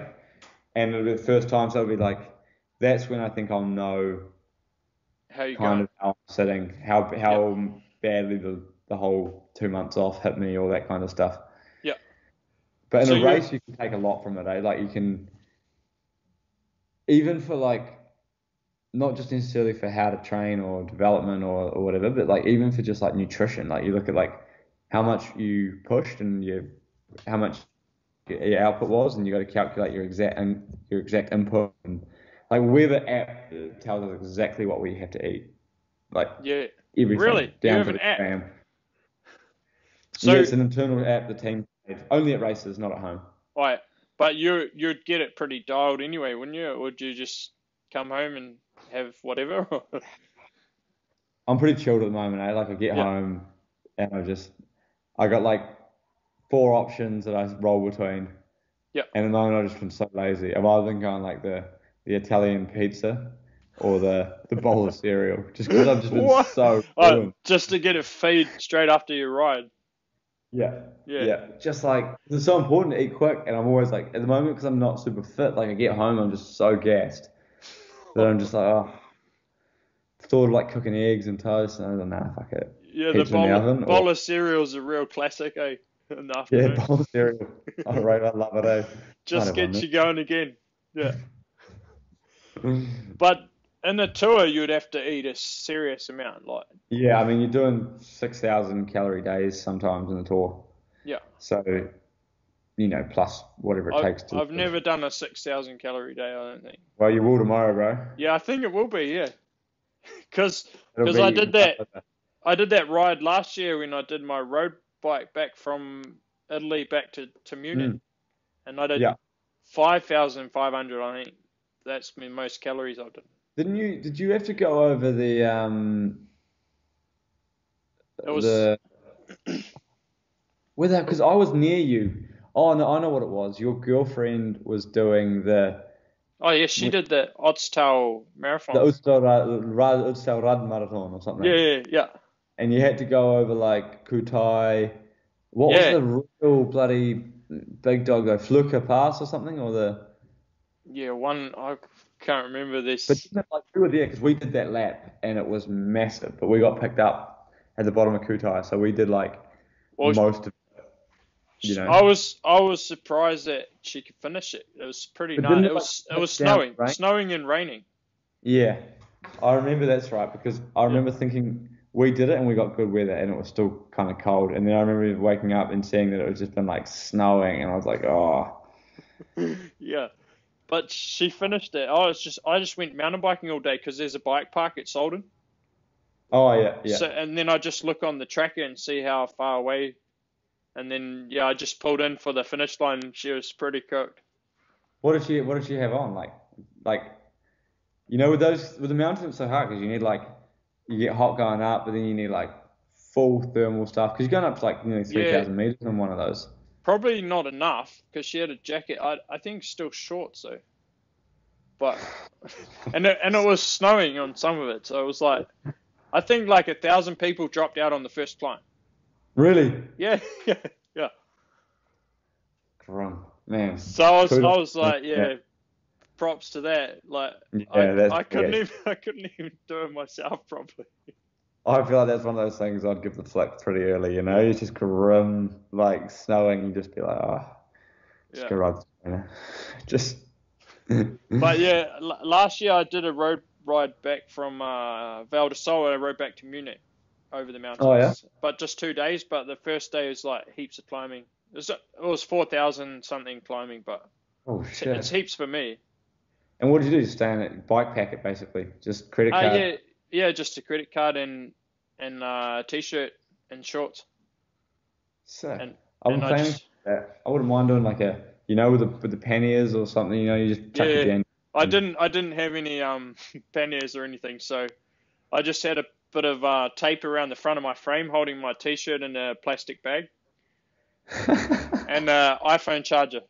That was it. And then just wash the kit in the shower, pull up to a No, random hotel. it was just 2 days, so Yeah, just yeah. just run it. Yeah, she's still good. Sick. Yeah. Hey, I ended up staying back in the hotel because you came from Val di Sole. You know how I ended up back at that one hotel we stayed at randomly. Really? Yeah, The same. 2013. I walked in doing Jared Italia. Walked in and went, "Holy shit! I've been here before," and realized it was in that same hotel. That's crazy. Because I Yeah. remember that was super expensive. Because like Yeah. Cycling New Zealand would like just put on whatever they'd pay for all the staff to come or something, and it was like $1,200 for 5 nights or something. Yeah, it And was nuts. I was on like that 11,000 or 12,000 Kiwi dollars budget for the whole season, so I just didn't pay it. But then they weren't gonna give me a license. Really? Yeah, so I had to pay it. But it was got to the point where I couldn't get my license for the next season, so I had to pay. Oh, Because in 2006, as long as they're not listening, they wouldn't listen to this. well, But I don't know. I think all those people are long gone, eh? yeah, 2000 yeah, and I still meet a couple of them that really didn't like me back then, but like, now they give me a bit more respect, so it's a bit better. hold on, I got the mailman coming. Oh, the mailman. This is a Yeah. little bit unorthodox for a podcast, is it? No, it's all right. I like the mic setup. Yeah. Yeah. Oh, all right. Settle down, bro. Olá. Olá. Para aqui, para George Bennett. Sí. ¿Puedes poner un ascensor? Sorry, bro. Yeah, your Spanish is pretty good though.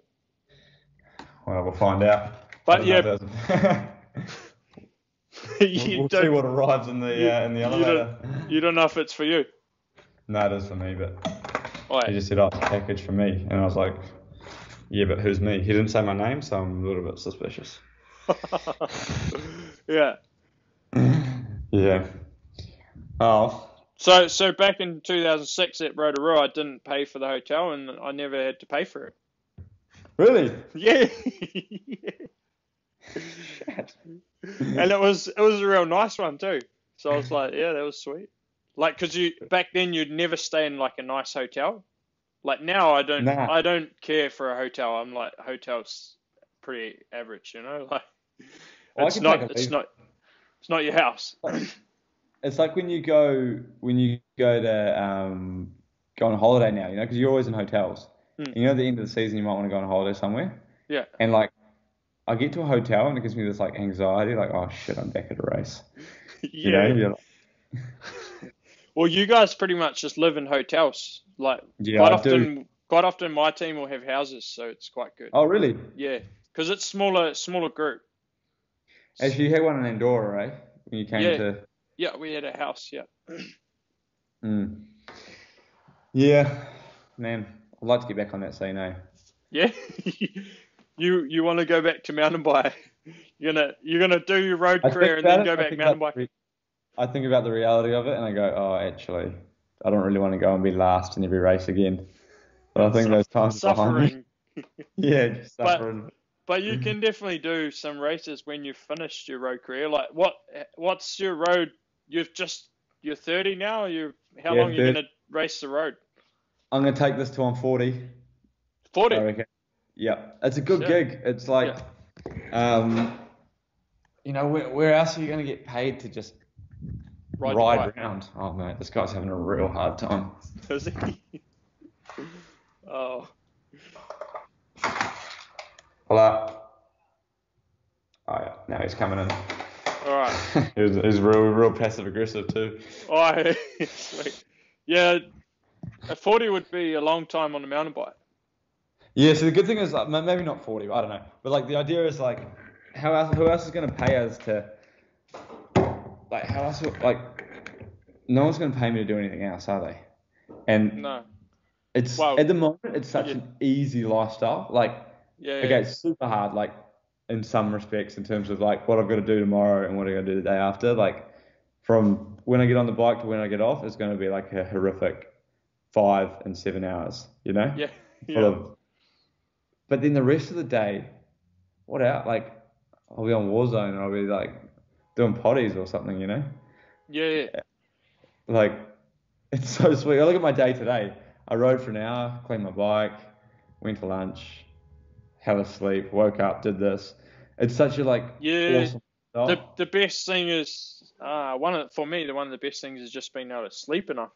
Like, if you work a normal job, you don't really, like, you got to get up pretty early every day, and it's hard to go to bed real early. And it's hard to get to be somewhere at the same time every day. I mean, sure, on race day, whatever, you got to sort your shit out, but like,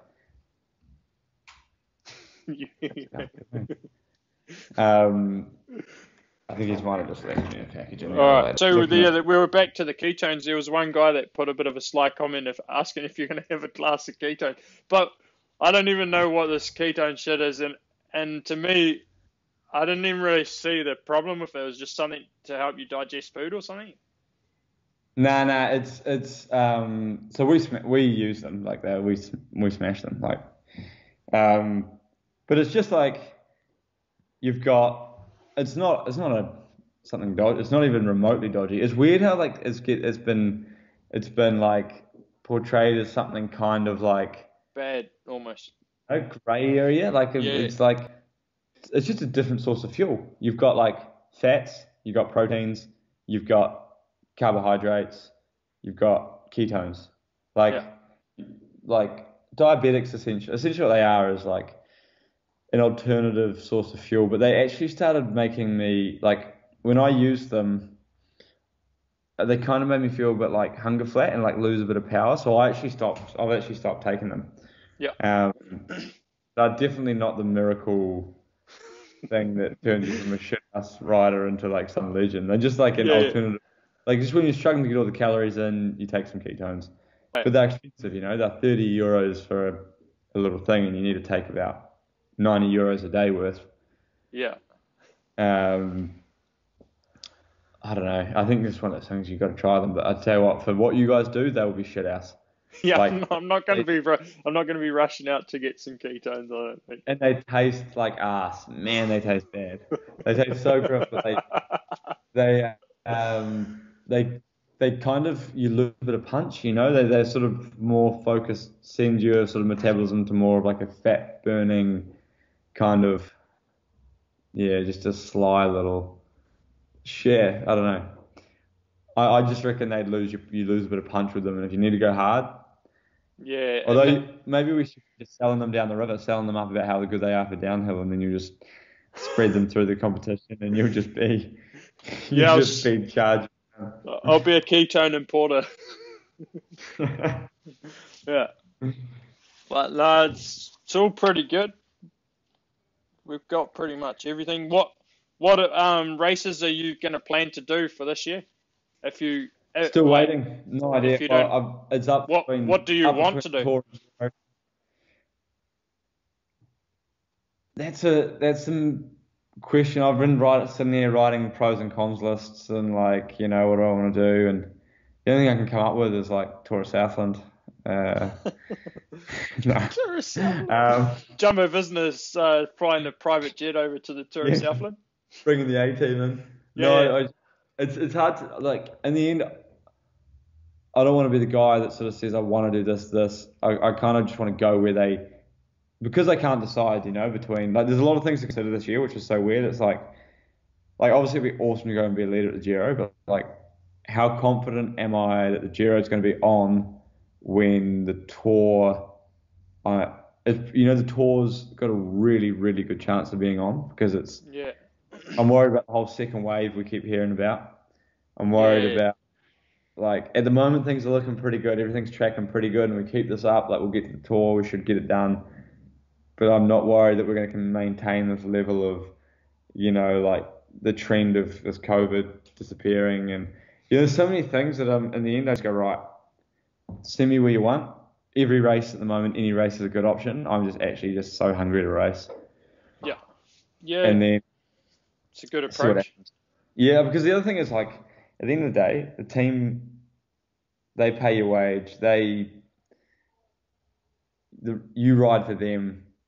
If they put you where you need to and you be good where they want you to be good, you can find a lot of personal um, pleasure, or a lot of, like, you can tick a lot of your own boxes from, if they say, like, if you want to go to the Dauphiné and they say you go to Poland, what's the Mm, big difference? They're two massive yeah, World Tour races. as long as Both. as long as they don't send you to the classics. Exactly. As long as they're not going to put me on the stones. That happened to me once. My very first race in Europe was 3 days to Pana. And actually, for me, it was 1 day to Pana. It was like, actually, it was half a day to Pana. For me, I rolled up to Radio Shack. They're like, it was my second race, maybe. Yeah, it was my second race.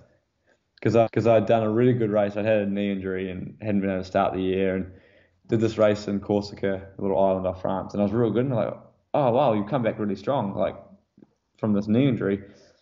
But you haven't done enough racing. So we're pretty short on guys. Like, do you just want to go and get some race experience in Belgium? I was like, not really, but like, oh, you, well, you too have bad. to, We need you to go to yeah, Belgium tomorrow. So I flew straight up to Belgium, first cobble section, hit the cobble section, massive crash, and I just like ate the cobbles and just broke my front teeth out, like put Oh, 15 stitches in my, and I was like lying there and like, oh, you're gonna have to have plastic surgery and all this shit, and I was like, oh, such a bad way to start. In the end, they didn't heal it up, but I still got like a pretty good scar. And then after that, I was like, right, I'm never racing like north of about Leon. I yeah, reckon that's my limit. Anything north of that. yeah. Fair enough. It's bloody good. It's Yeah. been. We got one more thing. Carl Jones. He said that his driver license had to be. The police had it once, and it had been taken from a pub in Nelson, and you were using it to get into the bar. Oh man, so Carl Jones, people probably doesn't need much any introduction to any New Zealanders, but he was on the mountain bike scene with us years ago, and he used to drive around in this big old Ford Transit, and it was just it was like, and he would come down to Nelson to do the mountain bike rounds, and me and him looked real similar, but he was 3 years older than me, and when I was 15 and we were doing mountain bike rounds, he had like this expired. It wasn't even expired, but he had like thought he lost it, found it again, but in the meantime, it got a new license. So he like Yeah. gave me his license. And so when I was 16, I was using his fake ID to go to the pubs and shit. And I went into this pub, and I remember it clearly when this license got confiscated. Was I walked in, they looked at it, they double checked, and they were like, "Here you go, Carl." And I was like, "What?" And then he looked back at me, and I was like, "Oh, man, yeah, yeah, yeah, yeah, yeah." And then like double checked. And then I just fully was like freaked out. It's like date of birth, and I just fucked it up. And then he went, take that. Yeah.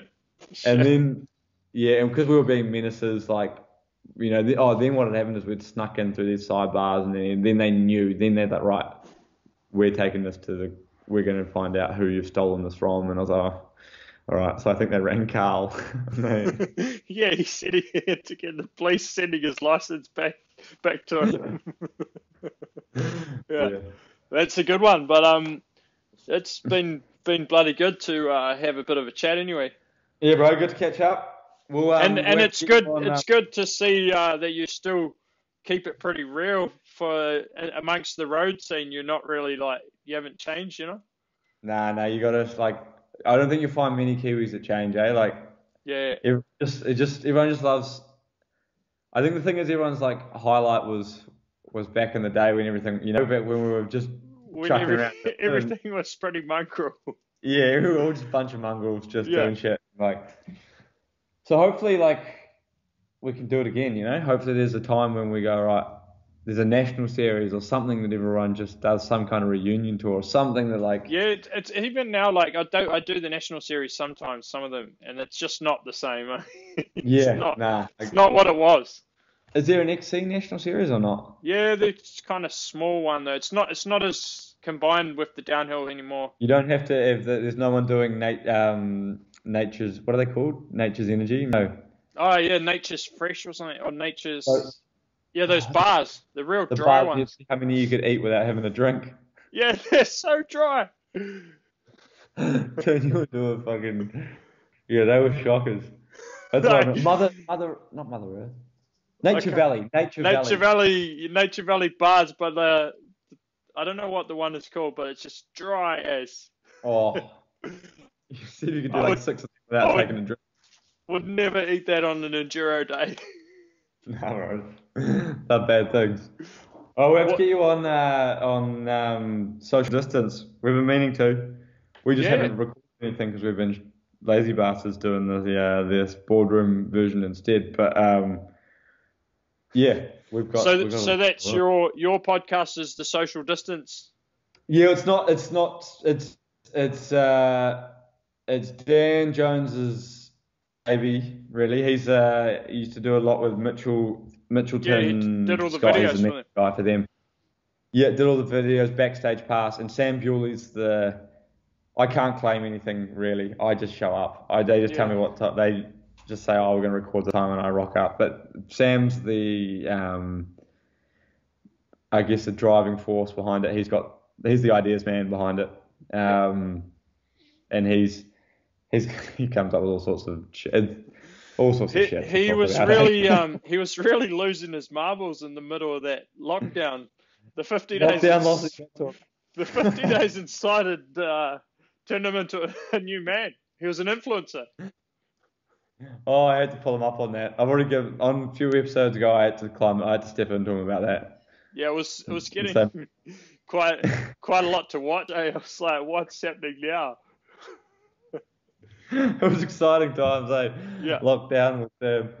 It gave me something to do every night about 10 o'clock. Yeah, me too. Back in the kitchen. There we go. Like, oh no, what's happened? I was pretty lucky to be allowed to go outside. I would have probably gone that crazy as well, though. Yeah, I didn't quite get as far as cooking videos, but I was heading that way. Yeah. I was definitely well on my way. I was lucky. I was locked in with my girlfriend. Yeah. But Sam's a single man. He's the bachelor. Yeah, he's a single man. Oh, so that's why he lost his marbles a bit during the lockdown. Well, all the ladies out there, there's a bachelor in Girona. Yeah, single Kiwi road cyclist. Who can cook one hell of a paella, as you've seen on Instagram. Yeah. If there's any eligible ladies listening. No, but he's a bloody legend. It's so good to. It's been good to actually Thing is, I'm notoriously shit at at social media and all that stuff. I've always seen it as like a burden. Yeah, it's quite funny because for you guys it's not that important as like for us.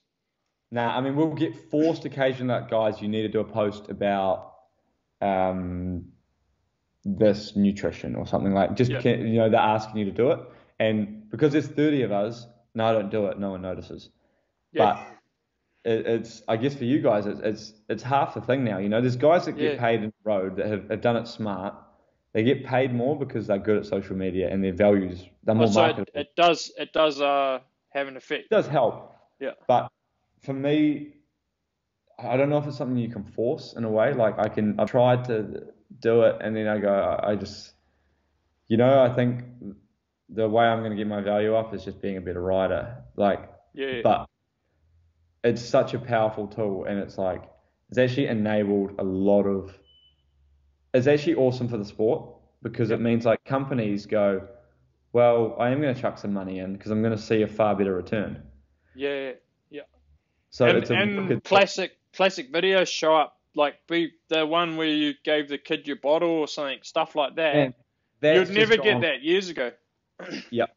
Yeah, that comes around all the time. Like every 3 or 4 days, that'll Yeah. come around again. And that And probably boosted your following massively. like, oh yeah, overnight, just boom. I was on like all Spanish TV shows.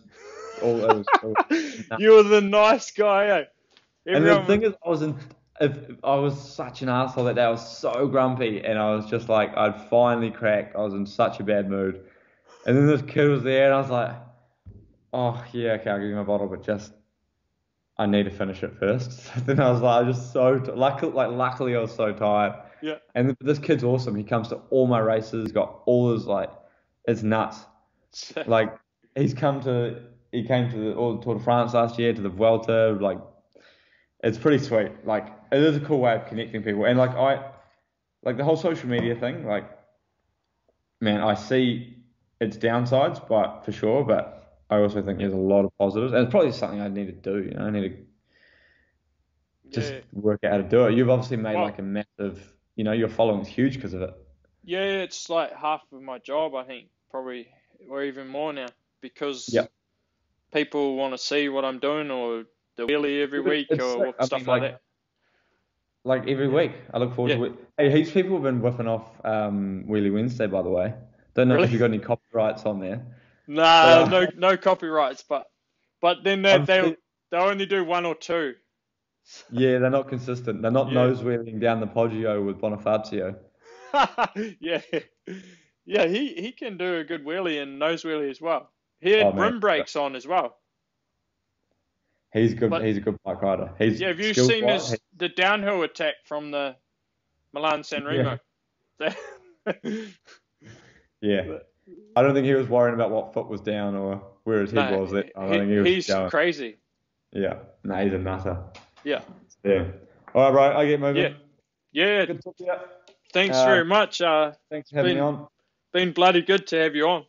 Yeah, shout out to all the mountain bikers that used to haven't seen in a while and all that stuff. Hopefully I can Yeah. dust off the thick tires soon. The game's changed, right? I've got 26-inch bike still. Well, In New Zealand, I do. My old Santa Cruz. you need to update that. Yeah, not that. And at least you got decent. You're not riding a mountain bike with road shoes, so you. Yeah, I got rid of the old road shoes. So shout It out. would have been the first ride would have been a Oh, definitely game changer. life changer. I stopped Yeah. launching. I definitely felt a bit more comfortable, but that's where the problem started. That's when I started getting a little bit too aerial for my own liking and started thinking about my collarbones and my contract and Yeah. decided to keep it a bit more bloody You PG. don't really want to be calling jump overs from the side of the mountain on in Andorra. Yeah, can't do the tour. Just Oh, it's just tried just the Cedric Garcia track in yeah, Andorra and wrote myself off. yeah. It's quite a good jump though. I've got a good video. I wish someone filmed it. Yeah, That'd be my next viral sensation. Just me yeah. fucking to myself on a ramp. You just roll off one viral social media clip per year and you'll be good. Do it all in one hit. Yeah, that one with the bottle probably did it all in one hit for a year. Yeah, there was another one that's doing the rounds again lately that probably wasn't as good. The Well, old you just give interview some on the more Giro. interviews. I like the interviews. Yeah, the interview on the Giro was that's a bit of an own goal. Actually, that wasn't an interview though. That was just me talking to my cameraman, and the team decided to release it. Next So thing I want to see is like a good danger swig. Like, I've been thinking of a Johnny Danger. I've always wanted to do it on the camera, yeah, just like a proper, yeah. but like a synchronized one. Maybe get a couple of Kiwis together, pretend we I, don't know the camera's there, and give them a big danger swig. yeah, I want to see it. All right. Or if you're on the front at the tour, you just have to do one on the climb. But right The before next thing, when you're on the limit, and right before you pull off to give old mate a go. danger swig. The other thing I know that's coming is because of what Caitlin's shoes. So obviously, Wynn's got a pair of Caitlin's shoes. Caitlin's Yeah, my partner. She's Caitlin Field of Fine Art. She paints shoes, downhill, all the stuff. And I'm always riding like sweet pimped out shoes. And part of an advertising campaign was that I was going to have to do a shoey if I get on the oh podium. yeah, you need to do a shoey. Yeah. I want to see that. And that's been a long one. I've already promised a shoey, but fortunately I haven't won any races, so You, I'm you might can't start fit in much in a Corona. cycling shoe though. Yeah, you'll struggle to get much in. Yeah. But Danger Swig and a shoey is like the goals for this year, I'd say. All right. Yeah. Well, we'll reconvene. We'll reconvene at the end of the year and see how I got on.